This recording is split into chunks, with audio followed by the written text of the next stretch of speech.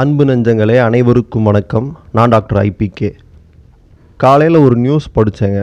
படித்த உடனே என்னடா இது, தமிழ்நாட்டில் என்ன தான் நடந்துக்கிட்டு இருக்கு, போதை வஸ்துக்கள் இவ்வளவு புழக்கத்தில் இருந்திருக்கே, இப்போ தான் ஒன்றா தெரிய வருது. இவ்வளோ நாள் என்ன பண்ணாங்க, ஒருவேளை மத்திய உளவு பிரிவு கூட எலெக்ஷன் டைமில் கைது பண்ணிக்கலாம் அப்படின்னு சொல்லி இவ்வளோ நாள் விட்டுருந்தாங்களா?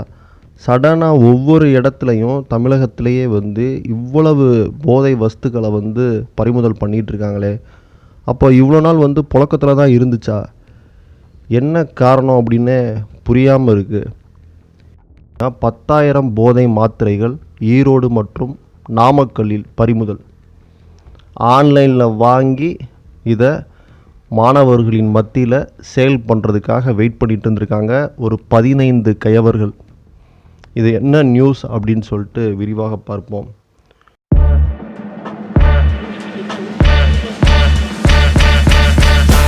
ஈரோடு மற்றும் நாமக்கல் மாவட்டங்களில் வலி நிவாரண மாத்திரைகளை ஆன்லைனில் வாங்கி போதைக்காக விற்பனை செய்த 15 பேரை போலீசார் கைது செய்தனர்.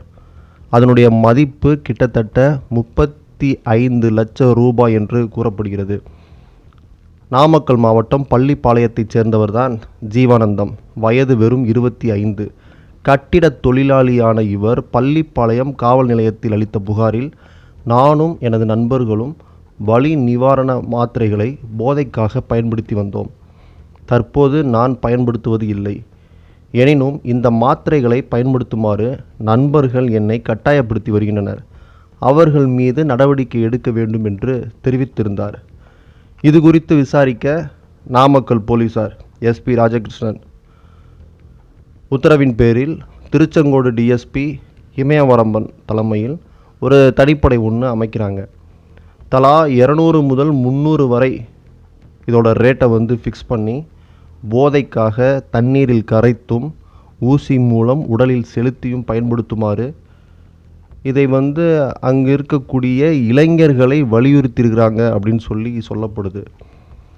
ஸோ அந்த அடிப்படையில் பார்த்தீங்க அப்படின்னா, இந்த மாத்திரைகளில் ஆன்லைனில் வாங்கி உள்ளூர் பகுதியில் விற்பனை செய்த பள்ளிப்பாளையத்தைச் சேர்ந்த, அது லிஸ்ட்டு பெருசாக போதுங்க. கிட்டத்தட்ட ஒரு 15 பேர் இதே வேலையாக தான் இருக்கிறாங்க. இதை எப்படி யூஸ் பண்ணுறது, இதை தண்ணியில் கறந்து அடிக்கலாம், இதை இன்ஜெக்ஷன் மூலமாக போடலாம், இதை போட்டால் ஜிவ்வுன்னு இருக்கும் அப்படின்னு சொல்லி அந்த பகுதிகளில் இருக்கக்கூடிய இளைஞர்களை குறிவைத்து, மாணவர்களை குறிவைத்து இதை எப்படியாவது சேல் பண்ணிடணும் அப்படின்னு சொல்லி வெயிட் பண்ணிகிட்டு இருந்ததாக சொல்லப்படுது. இதை கொஞ்சம் எடுத்து யூஸும் பண்ணியிருக்கிறாங்க. அவர்களிடத்தில் இருந்து கிட்டத்தட்ட 35 லட்சம் மதிப்புள்ள 10,000 வலி நிவாரண மாத்திரைகளை பறிமுதல் செய்தனர். ரொம்ப கேட்குறதுக்கே கஷ்டமாக தான் இருக்குது. இது குறித்து எஸ்பி கூறும் பொழுது, ஸோ அந்த மாவட்டத்தினுடைய எஸ்பி ராஜேஷ் கண்ணன் அவர்கள் கூறும் பொழுது, ஆன்லைனில் இந்த மாத்திரைகள் வாங்கப்பட்டுள்ளன. குஜராத் உள்ளிட்ட மாநிலங்களில் இருந்தும் கூரியர் மூலம் வந்துள்ளன. மாத்திரைகளை விநியோகம் செய்தவர்கள் மீது தீவிரமான விசாரணை நடந்து வருகிறது. அவர்களை கைது செய்யவும் நடவடிக்கை தீவிரமாக மேற்கொள்ளப்பட்டு வருகிறது அப்படின்ற மாதிரி சொல்லியிருக்கிறாரு. இருந்தாலும் நம்ம ஏரியாவிலே இந்த மாதிரியான செய்திகளை படிக்கும் பொழுது ரொம்ப புதுசாக தான் இருக்குது. இதற்கு முன்பு அப்படி இருந்ததே கிடையாது.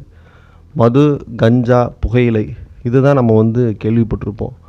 அதையும் தாண்டி பல போதை வஸ்துக்கள் இன்றைக்கி சமூகத்தில் ஊடுருவி இப்போ இருக்கக்கூடிய மாணவர்களையும் இளைஞர்களையும் சிதைத்து வருகிறது. அப்படின்றது தான் ஒரு ஏற்றுக்கொள்ள முடியாத ஒன்று, அதே சமயம் யதார்த்தமான உண்மையும் கூட.